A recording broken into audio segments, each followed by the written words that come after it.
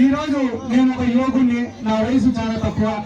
అయినా ఈ రోజు ఒక ఆళ్ళగడ్డకు పోయినా, నంద్యాలకు పోయినా, చివరికి శ్రీకాకుళానికి పోయినా కూడా బైరెడ్డి సిద్ధార్థ రెడ్డిని గుర్తుపట్టి అభిమానిస్తానంటే దానికి కారణం మన నాయకుడు వైఎస్ జగన్మోహన్ రెడ్డి గారు. ఎలక్షన్లకు కేవలం 2 నెలలు ఉన్నాయి, కేవలం 2 months. ఇంకా కాబట్టి ఇంకా మళ్ళా అందరూ సార్ మీ లగాడికి మళ్ళా అందరూ సార్ కొంతమంది కన్నీళ్లు పెట్టుకుంటారు, కొంతమంది కన్నీళ్లు తుడుస్తారు, కొంతమంది ఇంకా ఏమేమి అడుగుతారో నేను చెప్పకూడదు. కానీ ఇదే చివరి అవకాశం అని అడుక్కునే వాళ్ళు ఉంటారు. ఈసారి కానీ మీరు మాకు అవకాశం ఇవ్వకుంటే మేము చచ్చిపోతాం, ఊరు విడిచిపెట్టి పోవాల్సిందే అంటారు. కానీ నా యొక్క రిక్వెస్ట్ ఏం మీ అందరికీ అంటే కానీ యువకులు కూడా ఎక్కువ మంది ఉన్నారు. ఎవరు మనకు మంచి చేస్తారు అని ఆలోచించుకొని ఓటు వేయాల్సినటువంటి అవసరం ఉంది. ఈసారి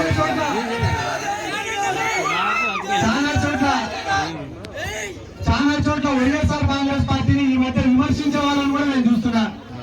వైఎస్ఆర్ కాంగ్రెస్ పార్టీ రాదు అని చెప్పి తప్పుడు ప్రచారాలు చేసే వాళ్ళని కూడా నేను చూస్తున్నా. ఎందుకు ఇట్లా మాట్లాడుతున్నారని చెప్పి నేను సొంతంగా ఆలోచన చేసుకుంటే, తెలుగుదేశం పార్టీ అధికారంలో ఉన్నప్పుడు జన్మభూమి కమిటీలు అనేవి ఉండేవి.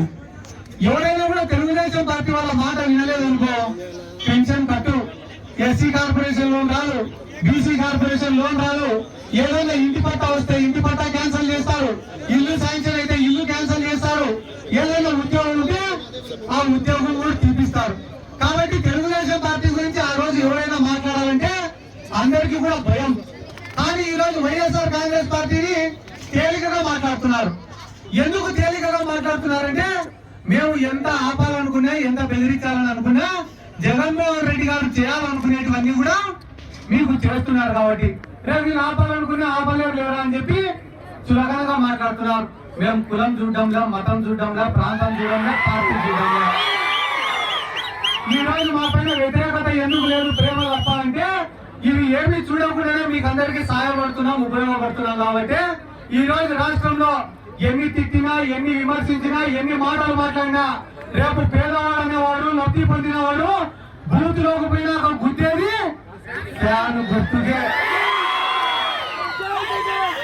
ఎందుకంటే జగన్మోహన్ రెడ్డి గారు అధికారంలోకి వచ్చిన తర్వాత ఎవరు ఎన్ని విమర్శలు చేసినా కూడా గుండె పైన చేసుకుని ధైర్యంగా చెప్పగలిగిన విషయం ఏమరా అంటే, ఈ రోజు రాయలసీమలో ఫ్యాక్షన్ అనేది లేదు, రాయలసీమలో హత్యలు అనేటివి లేవు, రాయలసీమలో దౌర్జన్యాలు అనేటివి లేవు.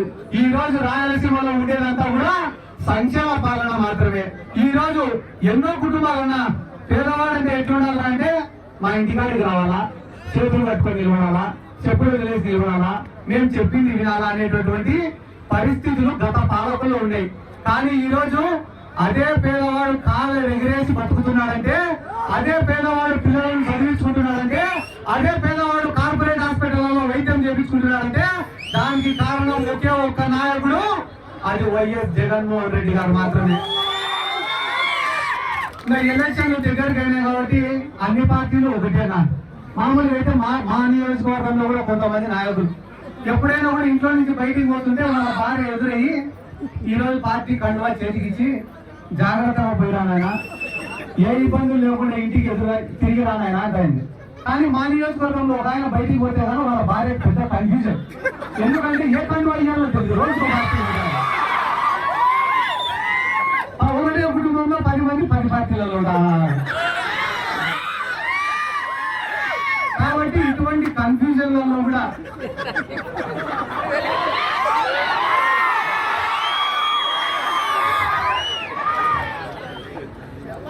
కాబట్టి నేను ఏం కోరుకునేదంటే కదా, జగన్మోహన్ రెడ్డి గారికి మీడియా వల్ల సపోర్ట్ లేదు.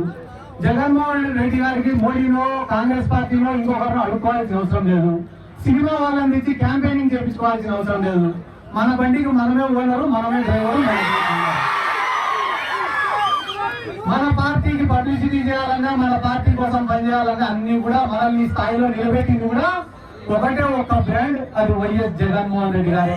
అటువంటి జగన్మోహన్ రెడ్డి గారి కోసం కష్టపడి పని చేయడానికి నాలాంటి యువకులందరూ కూడా సిద్ధంగా ఉన్నారు. ఎందుకంటే ఈ నంద్యాల జిల్లాలో ఉండే తెలుగుదేశం పార్టీ వాళ్ళ గురించి కూడా పెద్దగా ఆలోచించాల్సినటువంటి అవసరం లేదు. ఎందుకంటే ఈ నంద్యాల జిల్లాలో ఉండే మెజారిటీ తెలుగుదేశం పార్టీ నాయకులకు, అంటే 80% మంది తెలుగుదేశం పార్టీ నాయకులకు పొలిటికల్ గా లైఫ్ ఇచ్చింది ఒకటి వైఎస్ రాజశేఖర రెడ్డి గారు, రెండోది వైఎస్ జగన్మోహన్ రెడ్డి గారు.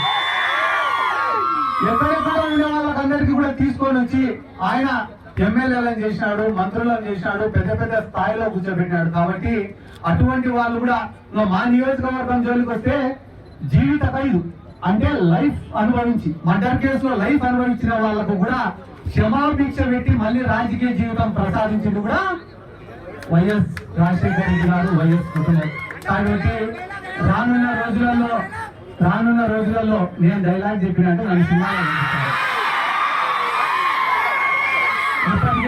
ఇప్పటికే చాలా మంది రాజకీయాలలో లేకుండా పంపించాలన్నారు.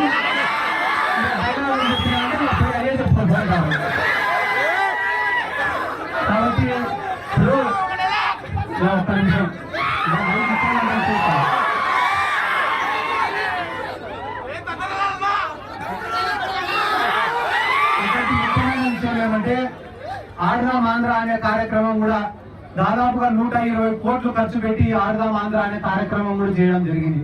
జగన్మోహన్ రెడ్డి గారు ముఖ్యమంత్రి అయిన తర్వాత ఎవరినైనా ఆలోచించుకోమని చెప్పండి, రాజకీయ నాయకుడు అనేవాడు ఎట్లుంటాడు అంటే కేవలం ఎలక్షన్ల ముందరనే ప్రజల్లోకి వస్తాడు, ఎలక్షన్లు అయిపోయిన తర్వాత కనపడడు అనే ఒక అపోహ ఉండేది, ప్రజలకు అందరికి కూడా ఒక అభిప్రాయం ఉండేది. కానీ జగన్మోహన్ రెడ్డి గారు ముఖ్యమంత్రి అయిన తర్వాత గడప గడప మన ప్రభుత్వం అని చెప్పి ప్రజల్లోనే, జగనన్న సురక్ష అని చెప్పి ప్రజల్లోనే, జగనన్న ఆరోగ్య సురక్ష అని చెప్పి ప్రజల్లోనే, వై ఏపీ నీట్ జగన్ అని చెప్పి ప్రజల్లోనే, జగనన్నే మా భవిష్యత్తు అని చెప్పి ప్రజల్లోనే, ఇప్పుడు ఆడదాం ఆంధ్ర అని చెప్పి ప్రజల్లోనే, రేపు మేనిఫెస్టో తీసుకొని మళ్ళీ ప్రజల్లోనే. 24 గంటలు ఆఫీస్ లో అన్నా ఉండాలా లేదా ప్రజల్లోనే ఉండాలా, లేకుంటే కానీ ఏం టికెట్ ఉండదు. ఏముంది లేదు జగన్మోహన్ రెడ్డి చూడటం లేదంటే ఏం లేదు, తడుగు చేసుకొని పడుకోవాలని ఏం లేదు. అంటే మళ్ళా ఒక్కొక్కరి పైన ఒకరని కూడా 10 సర్వేలు పెట్టాడు మా సార్, ఏం పట్టించుకోవడం లేదు అనుకుంటే పాపం ఇప్పటికే చాలా మంది ట్రాన్స్ఫర్ అయినారు. కాబట్టి జగన్మోహన్ రెడ్డి గారు అంత ఖచ్చితంగా ఉన్నాడు. ఆయన చెప్పిన మాట అంతా ఒక్కటే, మాకందరికీ చెప్పిన మాట అంతా ఒకటే. అధికారంలోకి వచ్చిన మొదటి రోజు నుంచి నేను పనులు చేసిన, సంక్షేమ పథకాలు అనేటివి అమలు చేసిన, ఓట్లు అనేటివి నేను కట్టగట్టి పెట్టిన. మీరు చేయాల్సిన పని అంతా నేను కట్టగట్టి పెట్టిన ఓట్లను బూతులోకి తీసుకొని ఏపీయండి, అంటే ప్రజలకు మనం చేసిన పనులు ఏంటి అనేటివి వివరించి చెప్పండి అంటున్నాడు. ఇంకొక 10 రోజులే అన్న, 10 రోజులు అయిపోయిన తర్వాత జగన్మోహన్ రెడ్డి గారు మేనిఫెస్టో ప్రవేశపెడతాడు. ఆ మేనిఫెస్టోలో రైతు రుణమాఫీ పెట్టాలా, లేకుంటే అమ్మఒడి ఇద్దరికి ఇస్తానని చెప్తాడా, ఇంకా ఎంతమంది ఉంటే అంతమందికి పెన్షన్ ఇస్తా అని చెప్తాడా, లేకుంటే కానీ రైతు పెట్టుబడి కింద 20,000 రూపాయలు ఇస్తా అని చెప్తాడా, ఏం చెప్తాడో, సిలిండర్ల పైన సబ్సిడీ ఇస్తా అంటాడా, లేకుంటే కానీ ఉచితంగా సిలిండర్లు ఇస్తా అని చెప్తాడా, లేకుంటే కానీ అందరూ బస్సులు ఉంటే ఇబ్బంది కానీ ఇట్లా ఏం చెప్తాడనేది తెలియదు. కానీ ఒక మంచి మేనిఫెస్టోతో ఇంకో 10 రోజుల్లో మనం ముందుకు రాబోతున్నాడు. ఒక పక్కన జగన్మోహన్ రెడ్డి గారు చెప్పిన మేనిఫెస్టో, ఒక పక్కన చంద్రబాబు నాయుడు గారు మేనిఫెస్టో, రెండు ముందు పెట్టే కదా. అది ఆమె చిన్న పిల్లోడిని ఎత్తుకుని చూడు, ఆ పిల్లోడిని వదిలిపెట్టే కూడా వచ్చి జగన్మోహన్ రెడ్డి మేనిఫెస్టోలే పట్టుకుంటారు తప్ప చంద్రబాబు. ఎందుకంటే జగన్మోహన్ రెడ్డి గారు అంత నమ్మకాన్ని నిరూపించుకున్నాడు, సాధించుకున్నాడు ప్రజల్లో. చంద్రబాబు నాయుడు గురించి ఎవరు నేను చెప్పాను, ఎవరు చెప్పినా ఆయన 3 మాటలు మాట్లాడితే 2 అబద్ధాలు వస్తున్నా, 3 మాట్లాడితే 2 అబద్ధాలు వస్తున్నా. కాబట్టి దాని గురించి మనం పెద్దగా ఆలోచించాల్సినటువంటి అవసరం లేదు. రానున్న రోజుల్లో మళ్ళా జగన్ గారు మాకందరికీ చెప్పిన మాటనే, విజయానికి షార్ట్ కట్లు అనేవి ఉండవు, కష్టపడితేనే విజయం సాధిస్తాం. కాబట్టి ఇక్కడ ఉన్న ప్రజలకు, యువకులకు కూడా నా యొక్క విజ్ఞప్తి ఏమరా అంటే, గంగుల కుటుంబం, ప్రభాకర్ రెడ్డి అన్న గారు పెద్దవాళ్ళు కానీ, నాని అన్న కానీ, ఇటువంటి మంచి వ్యక్తులకు ఎల్లప్పుడూ మీలాంటి వాళ్ళ ఆశీర్వాదం ఉండాలా, అభిమానం ఉండాలని చెప్పి ఈ సందర్భంగా నేను తెలియజేసుకుంటూ నాకు అవకాశం